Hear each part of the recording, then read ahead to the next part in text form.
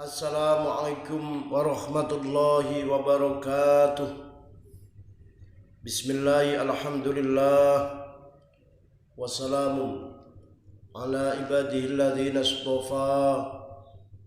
Allahumma ij'alna minal ladzina yastami'una al-qawla fayattabi'una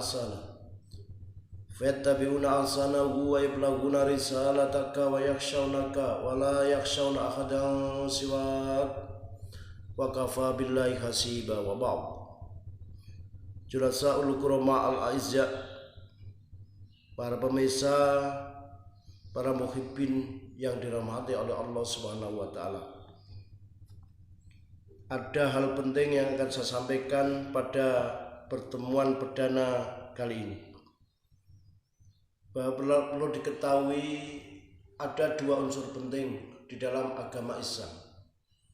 Innal amro innad dina syitroni fi'lut ta'ah wa tarkul maksiyah. Innad dina syitroni, bahwa agama ada dua unsur penting, yaitu fi'lut ta'ah wa tarkul maksiyah, melaksanakan berbakti kepada Allah Subhanahu wa taala, wa tarkul maksiyah, dan meninggalkan larangan-larangan Allah Subhanahu wa taala. Limadha? Mengapa saya katakan ini penting?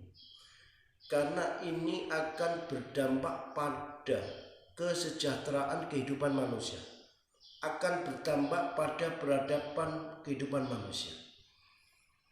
Seorang yang cerdas akan berpikir dan mau belajar dari sejarah peradaban kehidupan masa lalu, dari umat-umat yang terdahulu, bahwa di dalam peradaban kehidupan manusia pasti masa itu, sejarah itu tidak lepas dari dua hal, yaitu antara kebaikan dan keburukan, atau pelaku kebaikan dan pelaku kejahatan.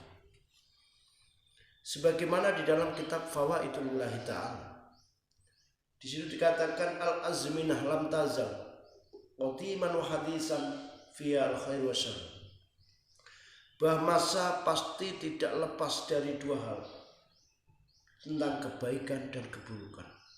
Masa, kurun, waktu atau sejarah tidak pernah lepas dari itu. Wa tastamilu al-akhyar wal asrab, memuat dari beberapa pelaku kebaikan, orang-orang baik dan keburukan. Wa ahli solahi, dan orang yang biasa melaksanakan pekerjaan-pekerjaan baik, suka menolong, suka membantu, suka melaksanakan sisi-sisi kehidupan manusia untuk berbakti kepada Allah Subhanahu wa taala. Wal amala bil khairi, dan melakukan kebaikan. Wal akhdha bisawab, dan mereka banyak mengambil hal-hal yang benar. Wa kana dzalika wal aksal wal azhar, dan masa itu, masa yang baik tadi, kebaikan lebih mendominasi. Wa kana al fasad wal batil wal mufsiduna wal mubtiluna maghlubin,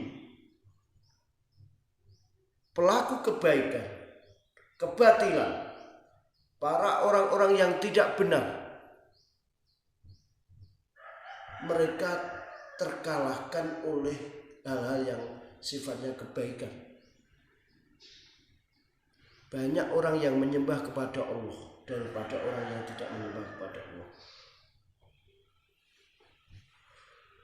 Kalau masa itu kita katakan nusibah az-zaman ila shalah wal istiqamah, maka masa itu kita katakan adalah masa yang tenang, masa yang baik, atau masa istiqomah. Fakila zaman solih, maka bisa kita katakan adalah zaman yang orang-orang solih.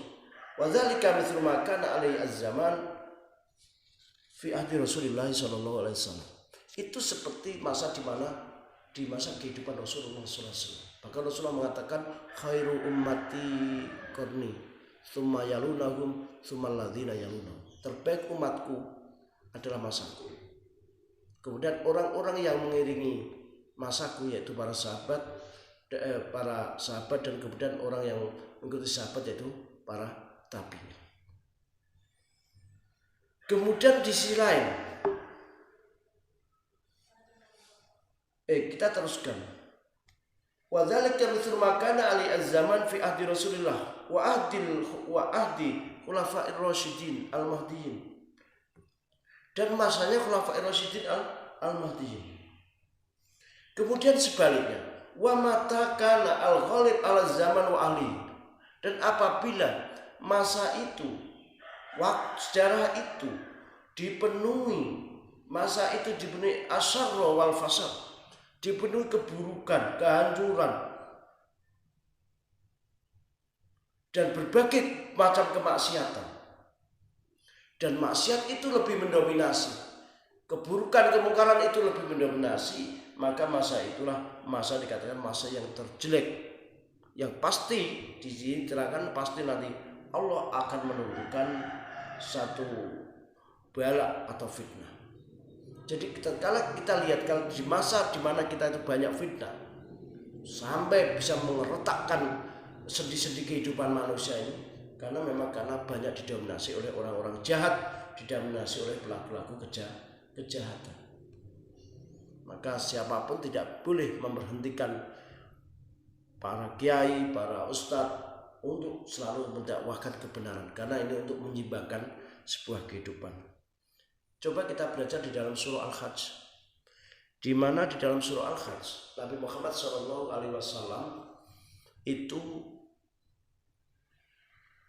pada saat itu banyak didustakan oleh kaumnya, sampai dihibur oleh Allah Subhanahu wa taala, turun sebuah ayat, wa iyyukadzibuka faqad kadzabat qablahum qaumun nuh wa 'adu wa thamud wa qaumu ibrahim wa qaumu lut wa ashabu madyan. Jika kamu didustakan oleh umat-umatmu Muhammad, maka sebenarnya sebelum kamu itu kaumnya Nuh juga mendustakan Nabi Nuh, Wa'ad wa Samud, kaum Samud, kaumnya Nabi Ibrahim juga mendustakan Nabi Ibrahim, dan termasuk kaumnya Nabi Lut dan penduduk Madyan. Wa kudziba Musa, Nabi Musa juga didustakan oleh kaum Kipti. Fa amlaitu lil kafirin. Kemudian Allah Subhanahu wa taala membiarkan orang-orang kafir itu dalam kurun waktu yang tidak lama. Summa akhadtuhu. Kemudian Allah Subhanahu wa taala ambil eksekusi, menurunkan azab bagi mereka yang telah mendustakan. Fa kaifa kana nakir. Maka siapa lagi yang bisa ingkar terhadap Allah? Karena itulah kebaikan di sini harus mendominasi. Pendidikan harus berjalan, para ustadz harus selalu berdakwah. Amar ma'ruf nahi mungkar harus kita tegakkan. Karena innal amra bil ma'ruf wan nahya 'anil munkar min a'zami qawaidil Islam. Hanya itulah yang saya sampaikan, semoga bermanfaat dan bisa diambil hikmahnya. Assalamualaikum warahmatullahi wabarakatuh.